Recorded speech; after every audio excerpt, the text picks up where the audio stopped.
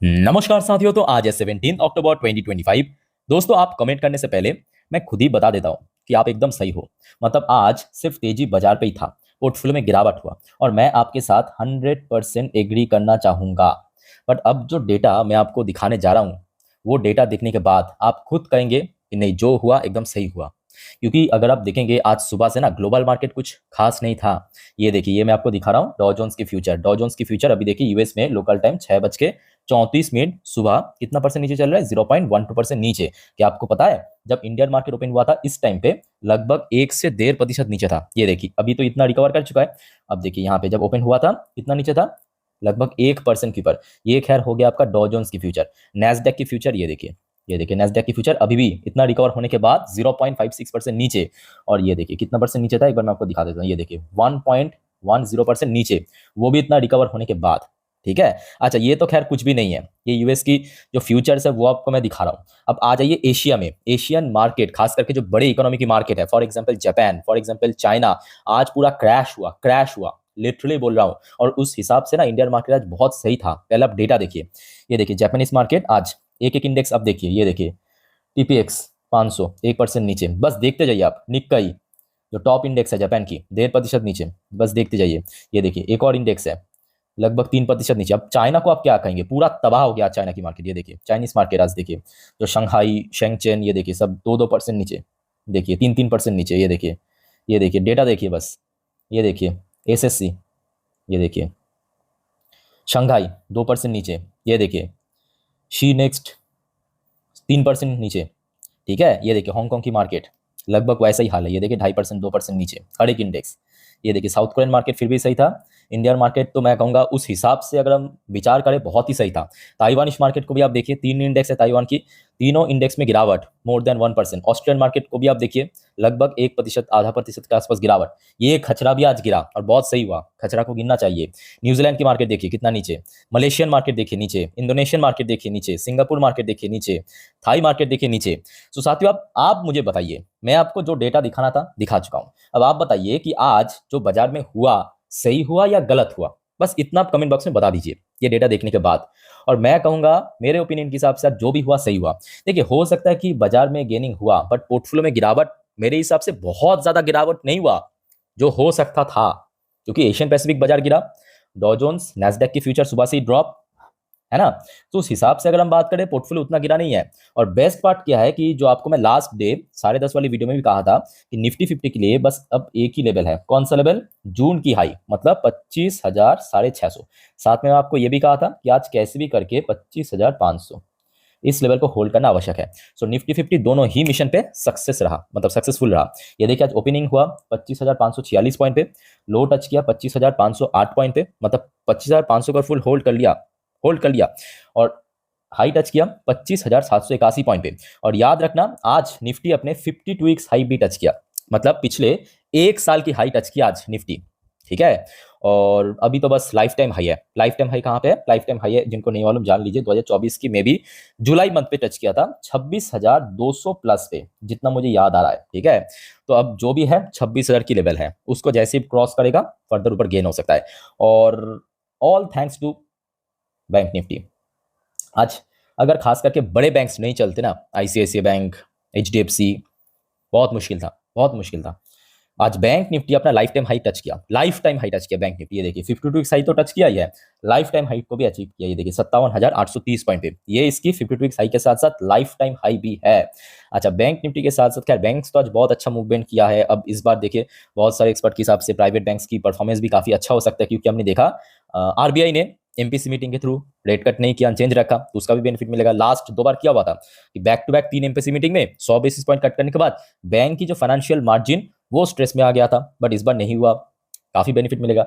So that's why अगर आप देखेंगे आईटी सेक्टर गिर गया। और ये जो हो सकता है, मैं आपको इसके पहले भी बार बार किया था। देखिए बहुत सिंपल बात है, यूएस में कुछ भी अच्छा बुरा हुआ ना, अब अच्छा तो कुछ हो ही ना रहा।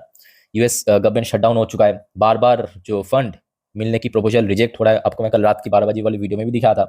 तो ऑटोमेटिकली आईटी कंपनी की परफॉर्मेंस हो सकता है कि उतना खराब भी नहीं था, मतलब जिस रेट में आज गिरा है। विप्रो देखिए 5%, इन्फोसिस 2%, उतना भी खराब नहीं था, पर आज गिर गया यूएस मार्केट की वजह से। ठीक है, कल रात में भी हमने देखा था यूएस मार्केट गिरा था। फार्मास्यूटिकल सेक्टर सही था, फाइनेंशियल सर्विस सेक्टर बहुत सपोर्ट किया, खास करके एनबीएफसी। एफएमसीजी सेक्टर काफी बढ़िया था because of festive season, consumption बढ़ेगा, जीएसटी रिफॉर्म इंप्लीमेंटेशन।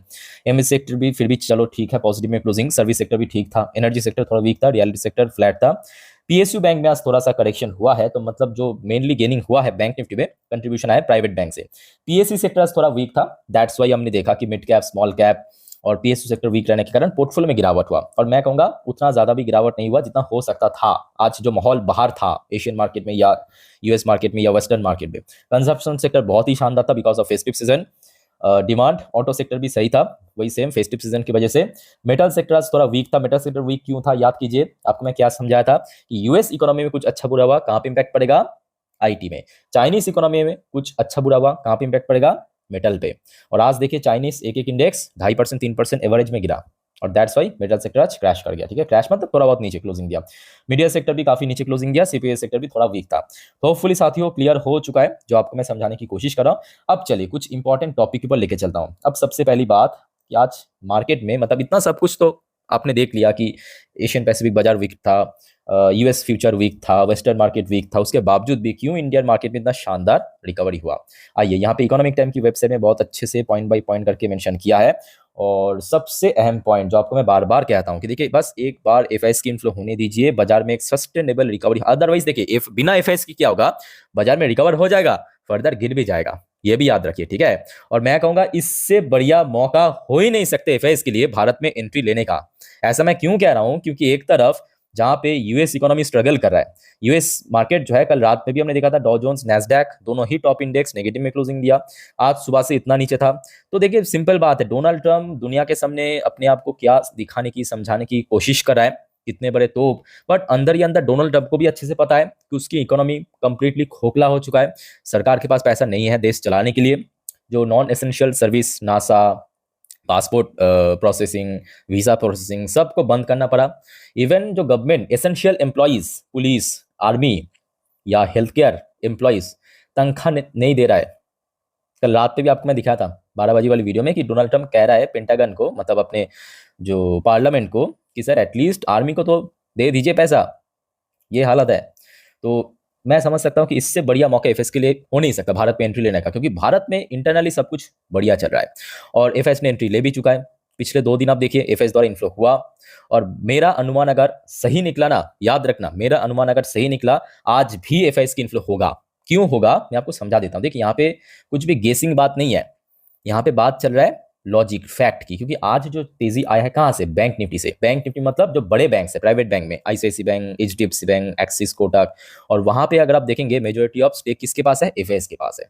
ओके अच्छा, दूसरा पॉइंट मेंशन किया यूएस बॉन्ड डील इज, ये भी एकदम सच है।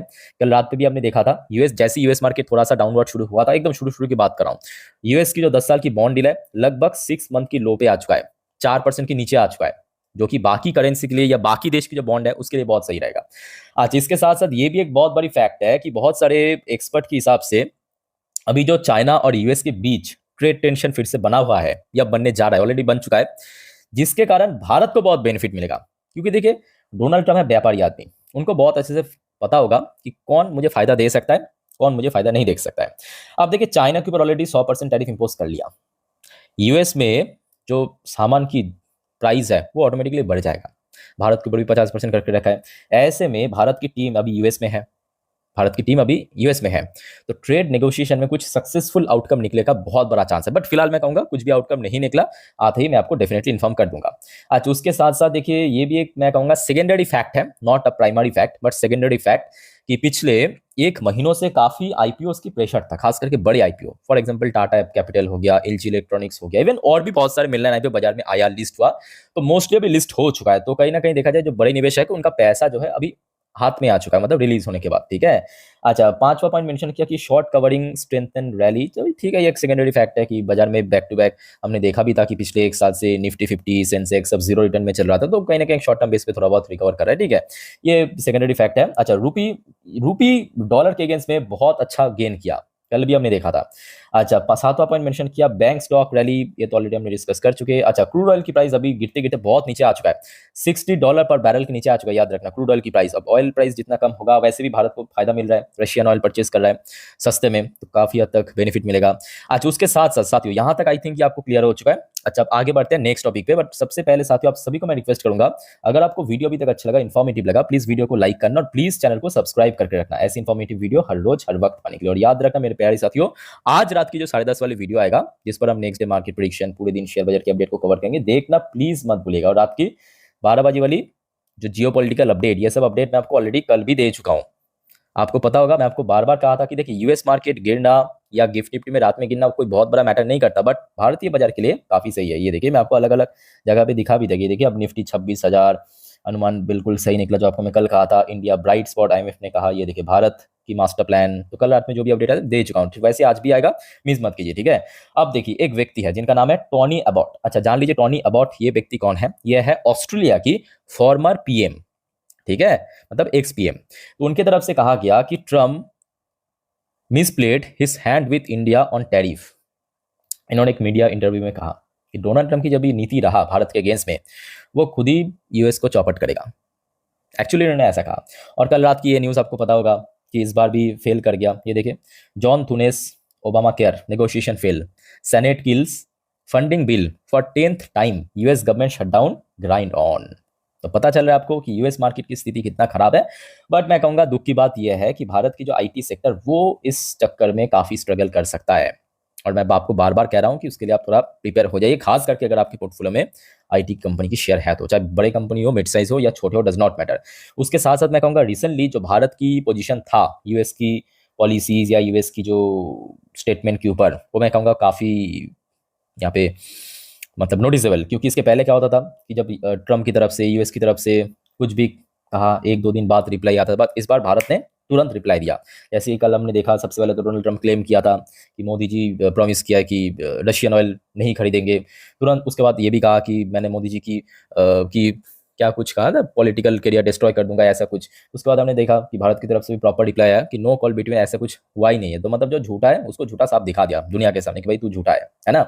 आज उसके साथ साथ एक और अपडेट लीजिए, देखिए बिटकॉइन भी गिर चुका है। बिटकॉइन भी पीक में चल रहा था, बिटकॉइन गिर चुका है।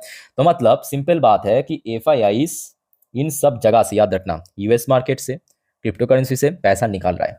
और पैसा कहाँ पे डाला जाएगा? जहाँ पे सेफ ऑप्शन। सेफ ऑप्शन कहाँ पे? बहुत सिंपल बात है, एक तो गोल्ड में, दूसरे सिल्वर में। आप देखिए आज गोल्ड और सिल्वर बढ़ गया। और भारतीय मार्केट, इक्विटी मार्केट के पॉइंट ऑफ व्यू से अगर हम बात करें, भारतीय मार्केट बहुत सेफ ऑप्शन है एफआईआईस के लिए आज की डेट में, ठीक है, इतना ग्लोबल टर्मोइल होने के बावजूद भी। ओके, सो दोस्तों जितने भी वाइटल अपडेट था आपके साथ मैं शेयर कर लिया। अच्छा, याद रखना आज और भी बहुत सारी इंपॉर्टेंट जानकारी है, बहुत सारे कंपनी की इकोनॉमिकल डेटा, सॉरी मतलब कंपनी की रिजल्ट आउट होगा। तो चैनल को सब्सक्राइब करके आते ही मैं आपको इन्फॉर्म कर दूंगा, ठीक है। बाकी टेक केयर, बाय बाय, जय हिंद।